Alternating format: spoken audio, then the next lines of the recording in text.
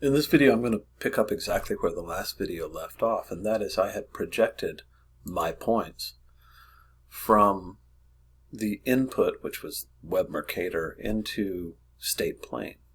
Now I'm ready to draw a map. Now, why do I do this projection step? The reason is I want my map to be based on a unit that is projected. Why? Because that allows me to measure things in linear units like feet and miles or meters, kilometers, rather than degrees. I think it's just easier to interpret distances in linear measurements. And when you're asking ARC to compute those sorts of things, it's a lot easier and a lot more reliable if you're working with a linear projection. So in this case, I've got catalog open already. As you know, start with catalog. Always look at your data before you start drawing a map. So I always think of catalog as my landing pad. That's where I start from. Or launching pad. I don't think they land on the pad. That would be messy. Anyway, if I drag an item from catalog up to that map I just created, that map gets activated. When I let go, my file is there. Now, I want to talk in this video about two things. About symbology, how to change how things appear, and labeling, which is something you're going to work on in this lab. Now I'm done with this geoprocessing toolbox. I can close it. I also, in the instructions, suggest that you add a base map. I think that's kind of nice because it provides some context. The one we default to is terrain with labels, but if you find one you like better, feel free to use it. If you're in the lab, sometimes this loads slowly and not entirely, and that can be a little unsatisfying. So depending on where you are, this may work better or worse. Regardless, I'm not going to mess with that right now. I'm just going to talk about labeling. So if I want to label these points, one thing we show you how to do in the lab is add a field that will allow me to label them. Now you could just use this field called label, but we show you how to, that would have been nice of us, huh? To add a field by clicking add. This opens a new table. This is, you can think of it as a meta table. It's a table about your data table. And here I'm just going to call this new field ident, which is what we do in the lab. And I'm going to change it to text, because I'm entering text in this field. We'll talk about different data types next week. But when I'm done, take it for granted. That's what we're doing right now. And when I'm done, I'm going to click this X, which closes that meta table. And it prompts me to save. I say yes. And then when it's done, and sometimes it takes a ridiculously long time, I go back to my table and I will see my new field. And I can just double click in here and enter. When I'm done making changes here, I'm then going to go up to the Edit menu and say Save by clicking right here. If it's not activated, you don't have any changes you need to save. But if I add some information here by typing my control point, I think I used a lowercase y in the lab, but it doesn't matter, and I'm going to go over here and look at the label, although that is steering me wrong. So if I want to know which control point this label is, I can click on the number over to the left hand side and see which point gets selected, and I see that's point number 6. There's a nifty trick, huh?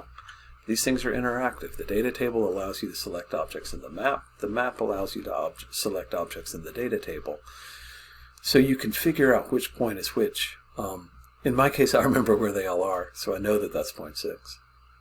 But if you don't, you can turn the, you can look at the original versions of this map. And when I'm done, I'm going to clear that point because I don't need it to be selected anymore. And then I would just follow through and add all these. In this case, I'm going to use this incorrect label to demonstrate how this works, just so you can see how labeling works. I've got this field called label, and it's wrong, as you can see, but let's not worry about details. To make the labels turn on, if I have this shape point selected in the table of contents, you'll notice that the contextual menu here includes how that thing appears, which is where I can change the transparency, by the way, how the labeling functions, and some aspects of the data that allow me to mess around with the attribute table. We'll talk about some of these later on. In labeling, if I want to label a field, I just click on the field name over here. There's that ident field I just created. So in your case, you would use that. But here I'll use label. You know what? I'm going to use the X coordinate. Why not? And then when I click the thing that says label, I then get the X coordinate, which is 0 for all of these, which is also incorrect. The point here is it will label whatever field you tell it to label. So if I change it to some other coordinate that's also 0, that'll be 0. If I change it to this one, it will label whatever's in that column. So R, this one. And there you can see the labels from that column. Pretty slick, huh? Now if I want to change the font, you know, I can go big. I can change the font face. I can change the color. And so I can have some fun with this. Light it up. So that's how you label. And here I just want to point out I returned and actually added the ident for each of these points by clicking and figuring out which one was which I would encourage you to do. And if I hit clear at the top of this list, they are all unselected. So I've got those 8 control points, and if I want to use the CP number as the label, I can just scroll down to ident and use that to label all the points. And I just need to tell it label. And there they all are. Again, I can change the font, make it a little bit more manageable, a little bit more discreet perhaps. The other thing that we do in the lab, though, is we work with the expression generator for labels. So if I click on this icon right here, it'll open up a window that allows me to edit the expression that is being used to generate the labels. Now I'm going to erase this. This is what shows up by default. And here I'm going to use an expression to label these. I'm going to change it to CP code for a moment and apply that. Oh, excuse me, I didn't actually run the code.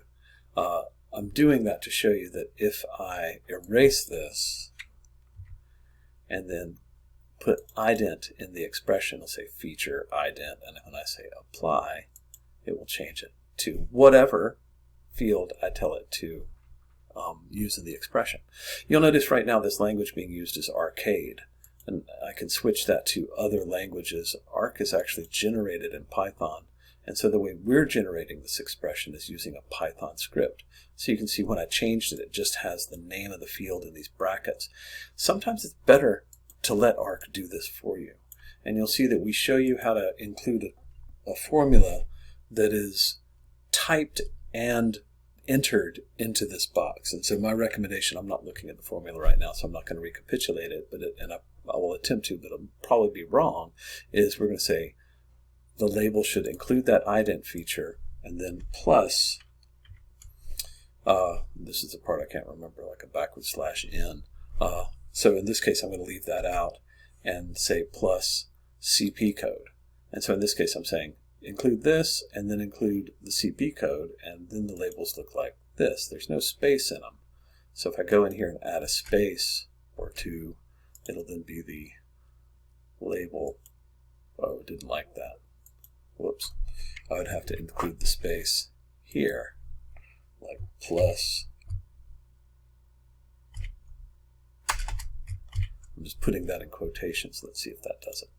Yay. So it's inserting 2 spaces between those 2 things. So you can see the expression function is something you can play around with. It might be a little intimidating at first, but what we're doing is pretty straightforward. We're just saying add this, whatever is in the row for this column, and then a couple other things, and then add another column. So we're just putting a few things together in what's called an expression. What I meant to show you first was symbology. So I'm going to turn these labels off so they don't distract us.